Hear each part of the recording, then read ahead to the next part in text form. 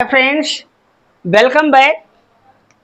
और जैसा कि पिछली वीडियो में आपने देखा था, हम लोग पढ़ रहे थे व्यंजन संधि। तो व्यंजन संधि में दो नियम हमने आपको बताया हुआ था, ठीक। और आज तीसरे नियम पे चर्चा होगी। तो एक बार फिर जान लीजिए कि व्यंजन संधि होती क्या है।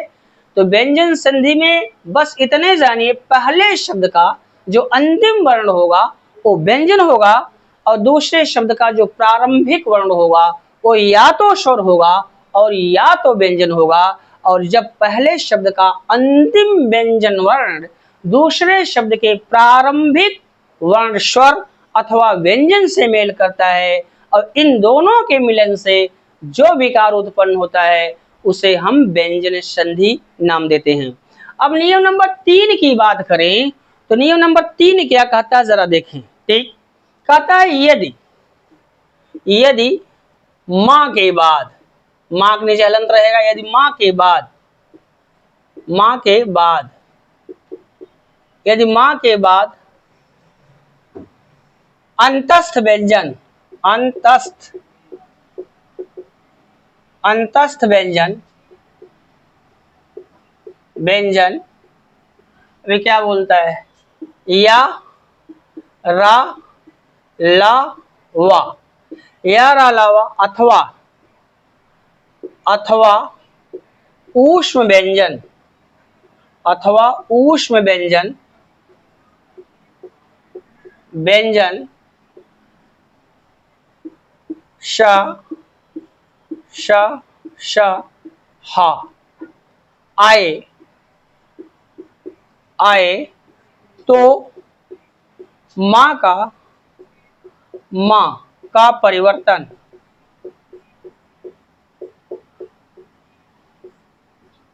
अनुस्वार में हो जाता है। अनुस्वार, अनुस्वार में हो जाता है, में हो जाता है। अब यहां समझिए। अब ये व्यंजन संधि का नियम नंबर 3 ये कहना क्या चाहता है, ये कहता है कि यदि मां के बाद अंतस्थ व्यंजन या अलावा अथवा ऊष्म व्यंजन श, श, श, हा आए तो मां का परिवर्तन अनुस्वार में हो जाता है। कॉन्सेप्ट तो क्लियर नहीं हुआ होगा, अब समझिए। कहने का ये मतलब है कि जब दो शब्द या पद एक दूसरे के पास हो और पहले शब्द का अंतिम वर्ण क्या हो, मां हो, समझिए, पहले शब्द का अंतिम वर्ण क्या हो, मां हो, और दूसरे शब्द का जो प्रारंभिक वर्ण हो, प्रारंभिक वर्ण है, ठीक हो, वो इनमें से कोई एक हो, अंतस्थ व्यंजन या रलावा में से कोई एक हो, या उस व्यंजन श, श, श, हा में से कोई एक हो, तो मां का परिवर्तन अनुस्वार में हो जाता है। फिर समझिए, मान लीजिए दो शब्द हो और पहले शब्द का अंतिम वर्ण मां हो और दूसरे शब्द का प्रारंभिक वर्ण अंतस्थ व्यंजन में से कोई एक अथवा ऊष्म व्यंजन में से कोई एक हो, तो मां का परिवर्तन अनुस्वार में हो जाता है। कैसे होता देख लेते हैं।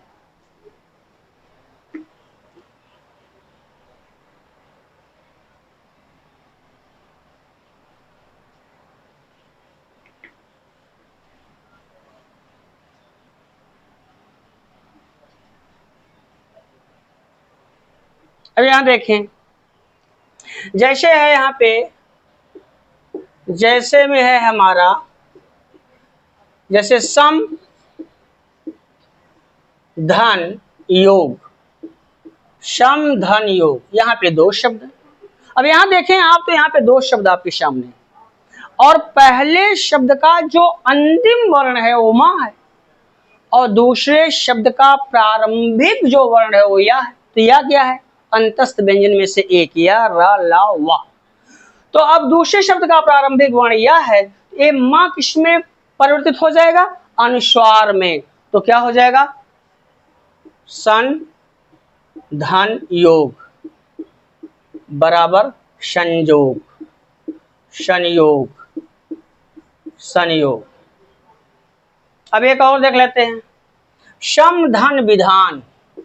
सम धन विधान, विधान।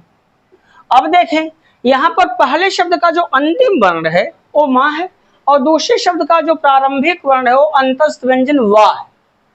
तो मां का परिवर्तन किसमें हो जाएगा? अनुस्वार में हो जाएगा। तो क्या हो जाएगा? सम धन विधान। तो क्या हुआ? संविधान बराबर संविधान, संविधान। और देख लेते हैं एग्जाम्पल।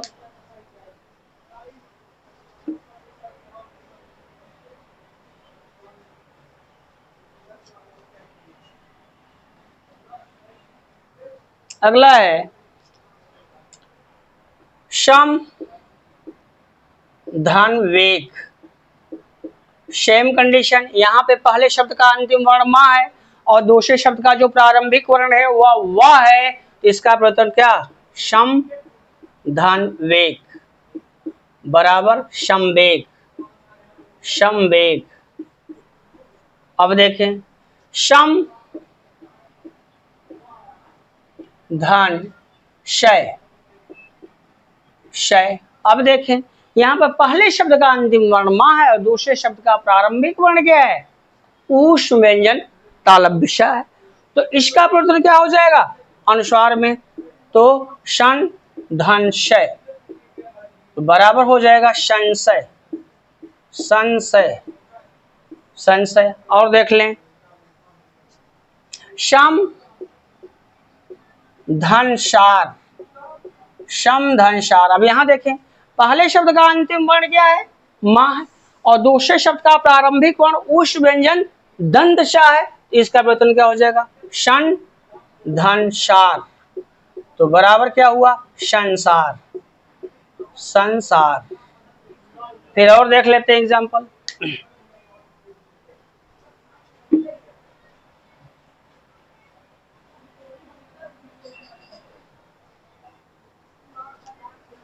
सम धन हार। अब ले यहाँ पर पहले शब्द का अंतिम वर्ण मां है और दूसरे शब्द का प्रारंभिक वर्ण क्या है? उस व्यंजन हा है। इसका परिवर्तन क्या हो जाएगा? अनुस्वार में। तो शन धन हार, संहार बराबर संहार। आई होप ये बात आपके समझ में आई होगी। अब लेते हैं एक संकेत। संकेत क्या कहता है जरा उसको देख लें। ठीक, संकेत ये कहता है, संकेत ये कहता है, यहां देखें तो संकेत क्या कहता है? संकेत ये कहता है कि लेकिन, लेकिन सम धनमान, सम धनमान बराबर सम्मान, सम्मान। और सम धनमति बराबर और सम धनमति बराबर सम्मति होता है, सम्मति होता है, होता है, होता है। अब ये नियम नंबर 3 कंप्लीट हो चुका है। ठीक, अब आगे बढ़ लेते हैं नियम नंबर 4 की तरफ। हो क्या कहता है जरा देख लेते हैं।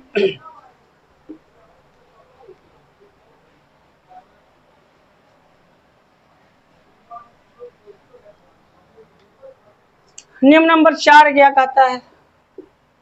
तो नियम नंबर 4 ये कहता है कि यदि मां के बाद किसी वर्ग का पहला वर्ण है, यदि मां के बाद, मां के बाद किसी वर्ग का, किसी वर्ग का पहला वर्ण आए, पहला वर्ण आए, वर्ण आए, आए तो मां का परिवर्तन,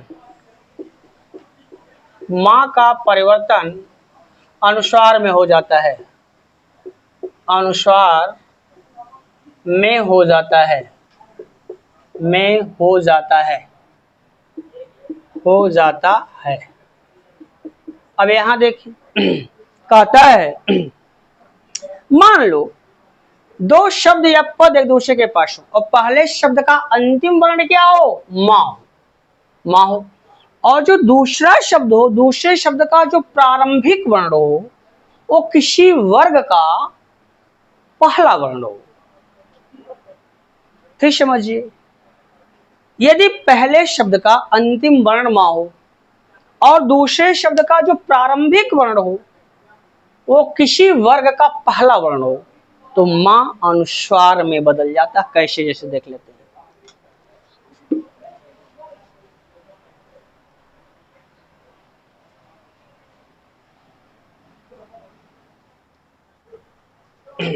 जैसे यहां है, पहला है जैसे में पहला है सम धन कलन। अब यहां पहले शब्द का अंतिम वर्ण मां है और दूसरे शब्द का प्रारंभिक वर्ण का वर्ग का पहला वर्ण है तो मां किस में बदल जाएगा, शन धन कलन। कलन बराबर क्या हो गया, संकलन, संकलन, संकलन। अब जैसे है सम धन चय, यहां भी वही हाल है तो बराबर हो जाएगा सन धन चय, संचय बराबर हो जाएगा संचय। जैसे सम धन तोष, सम धन तोष,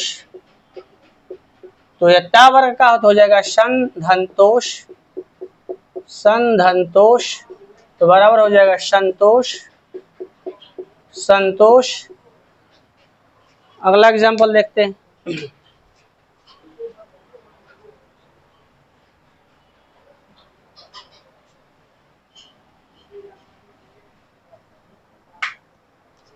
जैसे सम धन पूर्ण, सम धन पूर्ण, यहाँ पा वर्ग का है तो यहां देख लेते हैं सम धन पूर्ण, पूर्ण तो बराबर क्या हो गया संपूर्ण, संपूर्ण। ऐसे परम धनतु, ता वर्ग का है तो बराबर हो जाएगा परन धनतु बराबर परंतु, परंतु। आई होप ये बात यहां तक क्लियर हो गई होंगी। ठीक, ये नियम नंबर 4 था। आइए बढ़ते हैं नियम नंबर 5 की तरफ। नियम नंबर 5 क्या कहता है जरा उसको देखते हैं।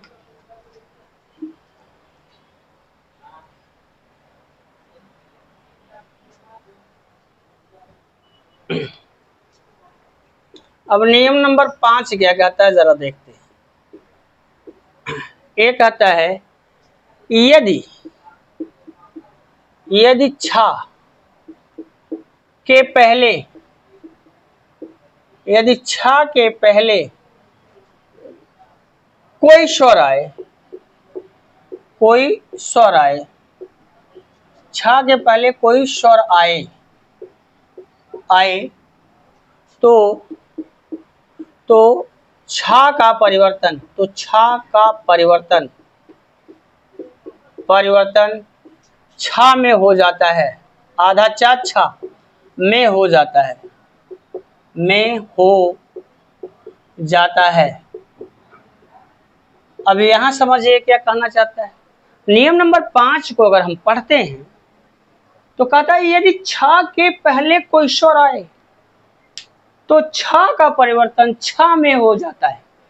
समझिए, मान लीजिए दो शब्द या पद एक दूसरे के पास हो और पहले शब्द का अंतिम वर्ण क्या हो, कोई स्वर हो। मान लीजिए दो शब्द या पद एक दूसरे के पास हो और पहले शब्द का अंतिम वर्ण क्या हो, स्वर हो, और दूसरे शब्द का प्रारंभिक वर्ण क्या हो, छा हो। तो जब हम संधि करेंगे तो छा का परिवर्तन आधा च छा में हो जाता है। कैसे, जैसे देखते हैं।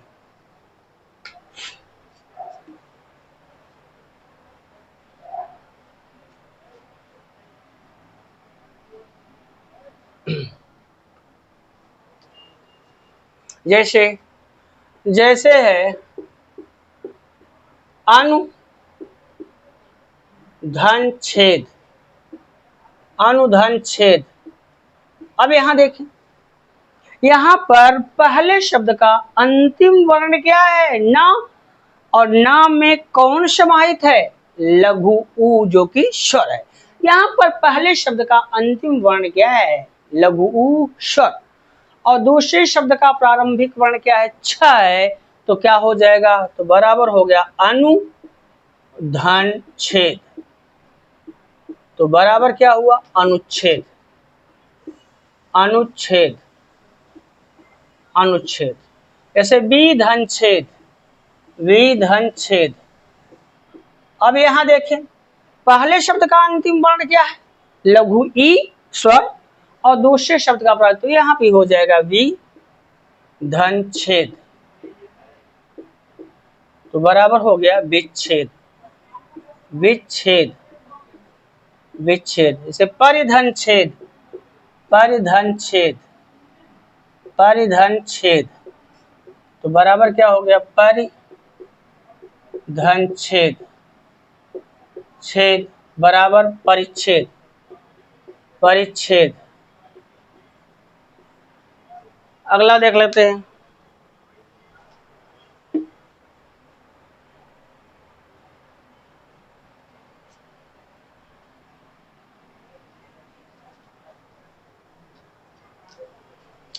नियम नंबर, आग देते हैं, नियम नंबर 6।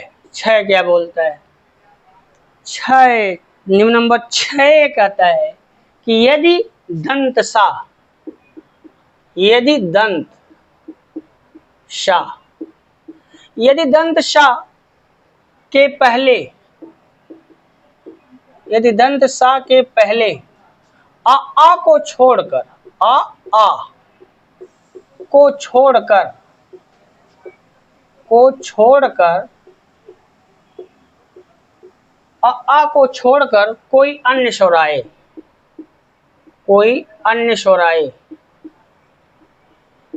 अन्य स्वर आए, आए तो दंत सा का परिवर्तन, तो दंत सा का परिवर्तन, का परिवर्तन, दंत सा का परिवर्तन मूर्धन्य सा में हो जाता है, मूर्धन्य सा में हो जाता है, में हो जाता है। ये कहना क्या चाहता है? ये कह रहा है नियम नंबर 6, मान लीजिए दो शब्द या पद एक दूसरे के पास हो, और पहले शब्द का जो अंतिम वर्ण हो वो क्या हो? आ ना हो, आ को छोड़कर कोई और स्वर हो। फिर समझिए, नियम नंबर 6 ये कह रहा है कि मान लीजिए दो शब्द या पद आपके पास हो, आपके पास आ जाएं और संधि करने के लिए, और पहले शब्द का जो अंतिम वर्ण हो वो आ ना हो, आ को छोड़कर कोई और स्वर हो, और दूसरे शब्द का प्रारंभिक वर्ण क्या हो? दंत सा हो। तो जब आप संधि करोगे तो संधि करते समय जो दंत सा है उसका परिवर्तन किस में हो जाएगा? मूर्धन्य सा में हो जाएगा। कैसे? जैसे देख लेते हैं।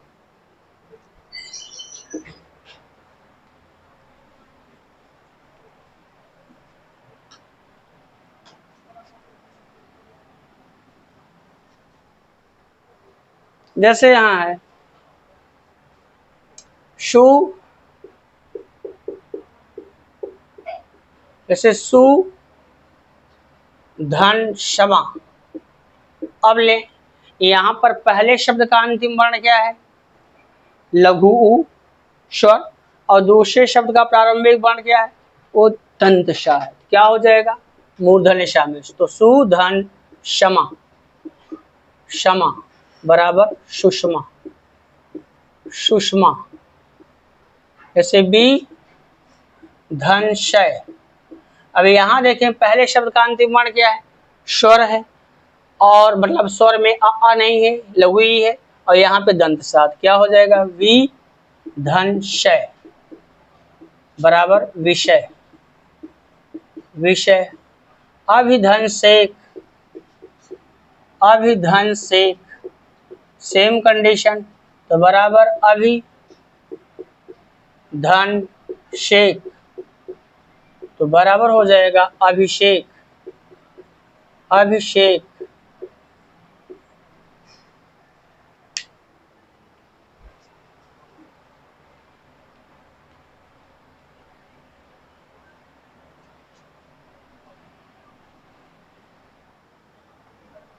अगला जैसे विधनषाद, विधनषाद तो बराबर हो जाएगा विधनषाद बराबर हो जाएगा विषाद, विषाद। जैसे नि धनषाद तो बराबर हो जाएगा नि और धनषाद तो बराबर हो जाएगा निषाद। आई होप ये भी नियम आपका क्लियर हो गया होगा। एक और नियम देखते हैं, इस खंड में 6 नियम है।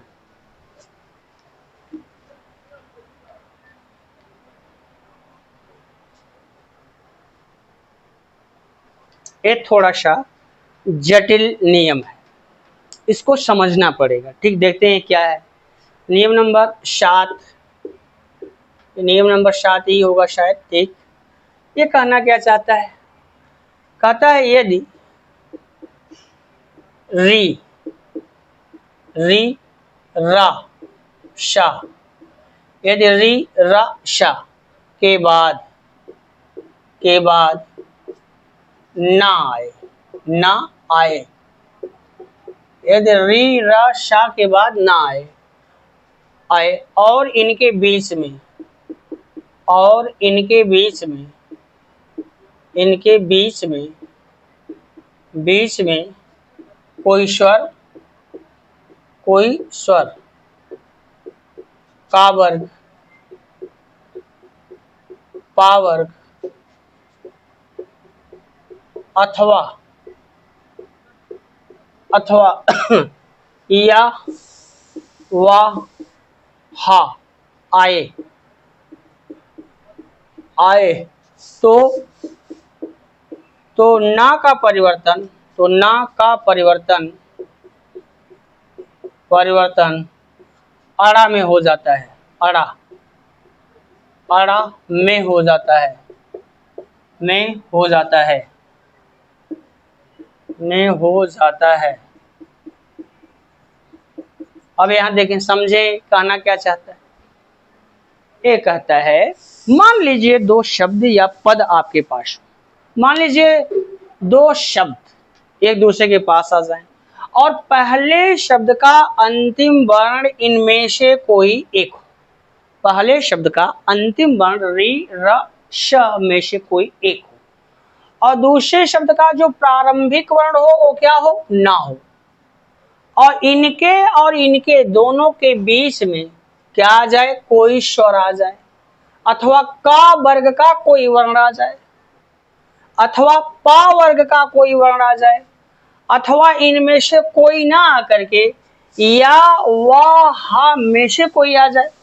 फिर समझिए, जब दो शब्द या पद एक दूसरे के पास हो और पहले शब्द का अंतिम वर्ण इनमें से कोई एक हो और दूसरे शब्द का प्रारंभिक वर्ण ना हो और इनके इन दोनों के बीच में कोई स्वर आ जाए, मान लो स्वर ना आए, का वर्ग का कोई वर्ण आ जाए, ये भी ना आकर के पा वर्ग का कोई वर्ण आ जाए, अथवा इनमें से कोई ना आकर के या वा हा में से कोई एक आ जाए, तो क्या होगा, तो ना का परिवर्तन अड़ा में हो जाता है। कैसे, जैसे देखते हैं।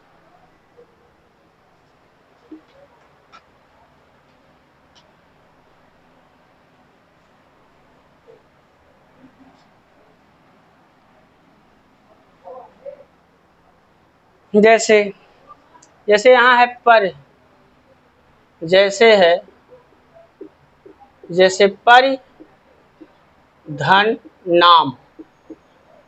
अब ले पहले शब्द का अंतिम वर्ण क्या है? रा है, और दूसरे शब्द का प्रारंभिक वर्ण ना है। अब ये रा और ना दोनों के बीच में कौन आ गया? स्वर, लघु ई। तो जब ऐसा हुआ तो इस ना का परिवर्तन किसमें हो जाएगा? अड़ा में। तो बराबर क्या होगा? परि धन राम। बराबर क्या हुआ? परिणाम। परिणाम। जैसे यहां लेते प्र धन मान। अब ले, अब यहां देखें तो यहां पर पहले शब्द का अंतिम वर्ण मां तो नहीं है लेकिन ना है, ठीक। तो अब यहां पर इन दोनों के बीच में क्या आ रहा है? स्वर आ जा रहा है, ठीक। स्वर रा में क्या लगा है? आ लगा है, ठीक। अब कुछ लोग ये समझेंगे कि कैसे माने, क्योंकि पा जब हमने आपको संयुक्ताक्षर बताया था तो संयुक्ताक्षर में क्या होता है? दो ऐसे व्यंजन आपस में मिलते हैं जिसमें पहला जो व्यंजन होता है उसमें स्वर नहीं होता है और दूसरा जो व्यंजन होता है उसमें स्वर होता है। इसमें जो पा है वो उसमें स्वर नहीं है, लेकिन जो उसमें रा लगा है, जो पदेन रा है, इसमें स्वर है, ठीक। तो अब यहाँ पर देखें तो इसके और इन दोनों के बीच में माँ आ गया, ठीक। तो अब क्या हो जाएगा? ये हो जाएगा बराबर प्राधनमाण। प्राधनमाण। तो बराबर क्या हुआ? प्रमाण। प्रमाण। जैसे राम धन आयन। राम धन आयन। अगर मान लीजिए अब यहाँ पे तो राम धन मायन, तो क्या होगा? ए वाला आ इसमें लगेगा तो हो जाएगा रामा धनयण। तो बराबर क्या हुआ? रामायण। रामायण। अगर मान लो आपसे परीक्षा में पूछ लिया कि रामायण में कौन संधि है, तो आप विकल्प को देखिएगा। अगर आपके विकल्प में स्वर संधि, व्यंजन संधि और गौड़ संधि तीनों हो तो आपका जो सही जवाब होगा वो होगा गौड़ संधि, ठीक। अच्छा, और देखते हैं।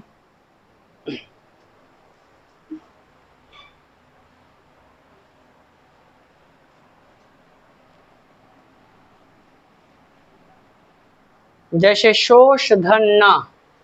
शोष धन्ना। अब यहाँ पे ये आ गया तो शोष धन अड़ा बराबर क्या हो जाएगा? शोषण। शोषण। ऐसे भूष धरना। भूष धरना। तो सेम कंडीशन, तो भूष धन अड़ा तो बराबर हो जाएगा भूषण। भूषण। अब जैसे है हर धन्ना।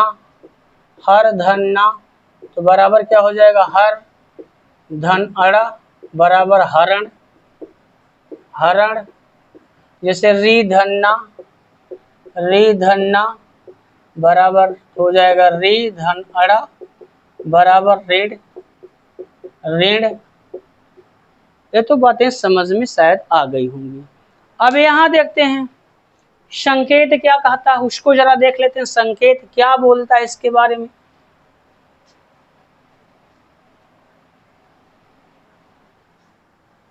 संकेत कहता है लेकिन लेकिन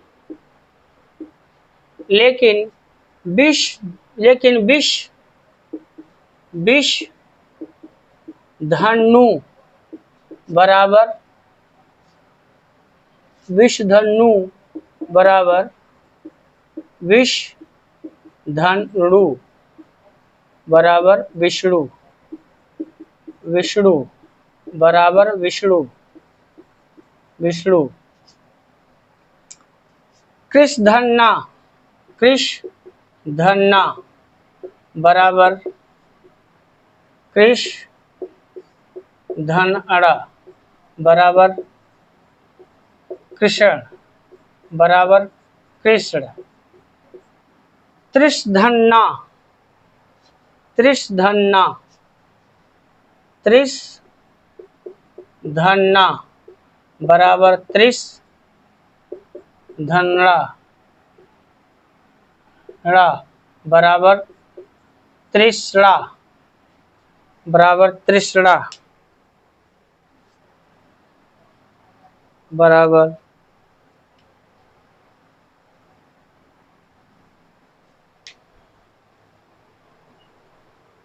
कृष्ण धन ना बराबर कृष्ण त्रिश धन ना बराबर हो जाएगा त्रिसड़ा बराबर त्रिसड़ा त्रिसड़ा होता है होता है। यहाँ पर व्यंजन संधि में एक पार्ट खत्म हुआ है ठीक, लेकिन विष धनु बराबर विष्णु, कृष्ण धन ना बराबर कृष्ण और त्रिश धन ना बराबर त्रिसड़ा होता है। आज की वीडियो में बस यहीं तक, मिलते हैं आपसे अगले वीडियो में, तब तक के लिए विदा। और चलते चलते आपसे खास रिक्वेस्ट, अगर वीडियो पसंद आए तो उसको लाइक और दोस्तों के साथ शेयर जरूर कीजिए, और अगर आप हमारे चैनल पर नए हैं तो हमारे चैनल को सब्सक्राइब जरूर कर लीजिए, ताकि आने वाली हर वीडियो की नोटिफिकेशन आपको समय मिलते रहे। इन्हीं शब्दों के साथ मिलते हैं आपसे अगली वीडियो में। Tata bye bye.